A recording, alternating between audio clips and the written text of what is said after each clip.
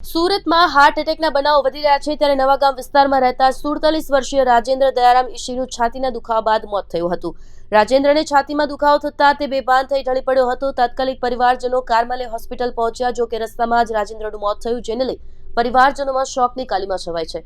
3 સંતાનોએ પિતાની છત્રછાયા ગુમાવી દેતા હોસ્પિટલે માહોલ ગમગીન બન્યું હતું। મારું નામ વિજયભાઈ કોલી છે।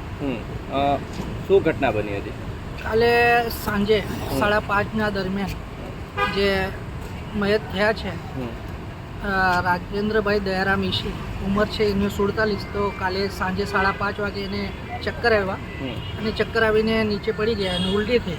ત્યારબાદ અમારા આજુબાજુના જે મિત્ર પરિવાર હતા એને પ્રાઇવેટ ગાડીમાં લઈને પેલા આસ્થા હોસ્પિટલમાં લઈ જતા વખત એની ડેથ થઈ ગઈ અડધે રસ્તે।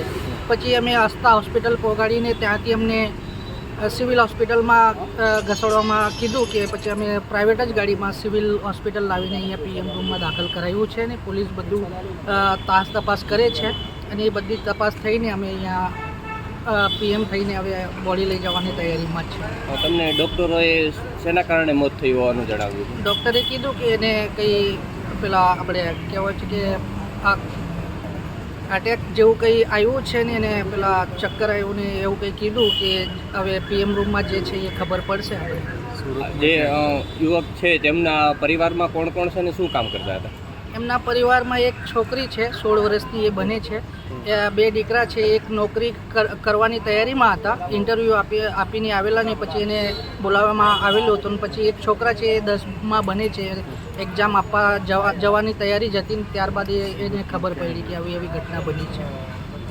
સુરતમાં કઈ જગ્યાએ એરપોર્ટ રહ્યું છે? સુરતમાં 989 પ્લોટ નંબર છે, આરડી નગર, નવાગામ, છત્રપતિ શિવાજી મહારાજ ટેમ્પલ પાસે આ ભાઈનું ઘર છે।